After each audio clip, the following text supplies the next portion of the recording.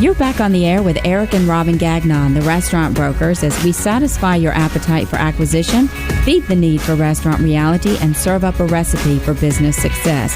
Today, we're talking with Jennifer Heidinger and Naomi Green, and we're talking about those ways in which this charity has formed in the Atlanta marketplace to help so many. Eric, you want to kick us off with a question? Absolutely. Naomi, you talked about earlier, we talk about people having health issues and everything, but you mentioned something, maybe having a fire, a flood, or some other disaster. So tell us a little bit about what sort of folks in the industry would qualify, or how did they get in touch with you guys to say, hey, I have a hardship, I need some help? So the real key word here is unanticipated hardship. So any person who works at this point, we have limited ourselves just to really form a solid blueprint of who we are and where we want to grow. We are limited to full service restaurants. So any teammate in any capacity, from dishwasher to executive chef and from busser to general manager and owner, all would qualify as grant recipients of the Giving Kitchen. So if you are faced with an unanticipated hardship, which could be that your partner becomes ill and you need to take some time off work because you want to stand by their side through medical appointments. It could be that your child is faced with the same situation, or that you're out playing soccer this weekend with your kids, or you're out playing soccer on your competitive team and you break your ankle and you're out of work for a few weeks. This, unfortunately, is not an industry that has the luxury of sitting behind a desk and, coping with even a minor injury during that time. So it is a hand and foot heavy industry. And so it's important that, while Jenny and Ryan's story is certainly the benchmark for who we are, that people understand that unanticipated hardship can come in many forms and fashions. Your home could flood, or you could have a fire, or some other, physical catastrophe to your surroundings would qualify just as much as a medical hardship. Or if you had a death of an immediate family member who was out of state and you needed some financial help getting to them, the Giving Kitchen could provide crisis grants during that time. It's twofold. You could directly apply for a grant yourself, and that's through the Giving Kitchen's website, which is www.thegivingkitchen.com or tgk.com. Right? Or .org, pardon me. Yes, thank you. .org is important. Or the second part is, if you know someone who is in the restaurant industry who is in need. Unfortunately, and to be expected, when you're in crisis, your mind certainly doesn't think the way you would expect it to. And to draw, what was that organization that I heard about on the radio show, is a difficult connect to make. And so it's important that people know that they could also sponsor an application for someone who worked within the industry. And we understand that you're not going to be able to give us as much financial information as we need to support this teammate, but as much information as you could give would allow us an opportunity to open a door with them or with a family member. I mean, you literally may not be able to speak for yourself in a time of crisis.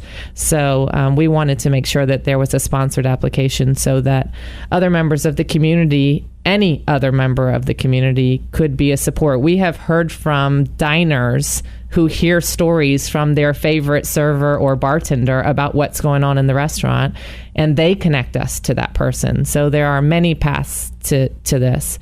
And if your own restaurant or your own, company decided to rally around you and pass the hat, which is very common within restaurants, or do a fundraising event on your behalf, or give a percentage of sales from a day to an individual that works within their four walls, the Giving Kitchen at that point would provide a matching grant. So we would match up to $2,500, anything that was raised by the restaurant, because, we know that if the ownership is going to rally behind this teammate, then we need to be doing the same thing. And so for matching grants, the factors that we need for our application are reduced because the restaurateur themselves are putting themselves behind this project and putting their own brand and their own company and their own teammates behind the project. So we answer to that with matching grants.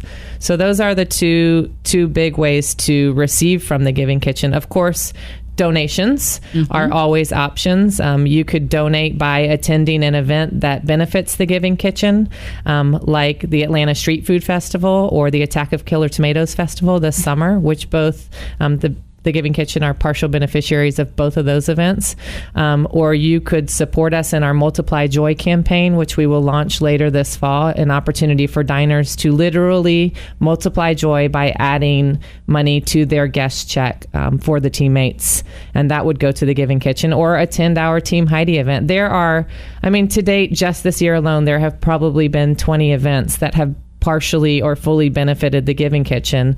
And these are wonderful ways to try new restaurants and to get to know the restaurant community and to have a really great time out and, indulge in what the chef has to offer, and also spend your money doing something really great by giving back to the community. And of course, you could just donate directly through the website, thegivingkitchen.org, if you just wanted to make a flat financial donation. We would never turn that opportunity down. And then you're on social media, so folks can follow and see the great works that you're doing. Absolutely. We have our Facebook page, which is the Giving Kitchen page. We are also on Twitter at Give Kitchen.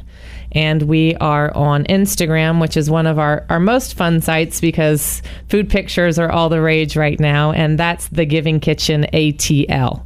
And so you can find us on any one of those sites. And Jennifer, tell us the scoop here. When a chef say, hey, can you do a special meal for a special foundation or some kind of charities, they do go the extra mile and they go really all out, and you really see a new face of the chef that you never see if you go to their restaurant every day. Is that the truth? Absolutely. I think, at the heart of a really talented chef or cook, is passion, desire, and creativity. And those three things tend to stem from someone who has a really good heart. So I think in general, anybody who really is able to get out of their comfort zone, quote unquote, their four walls of their kitchen within their restaurant, offer some extra time outside of the restaurant for another charity or an individual who may need help. I think it speaks volumes for that individual, for that restaurant, for the community as a whole.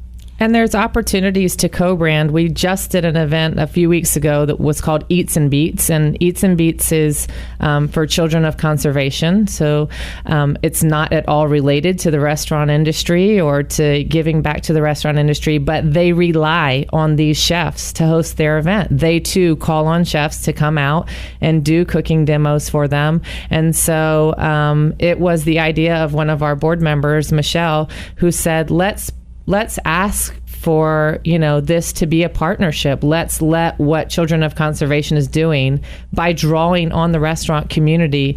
Let's give back some of what they earn to the Giving Kitchen. Stop right there. No worries. I want to remind everybody to go to thegivingkitchen.org to learn more about this great organization. This is Eric and Robin Gagnon. We're the Restaurant Brokers, and we'll be right back after this break to discuss restaurant reality.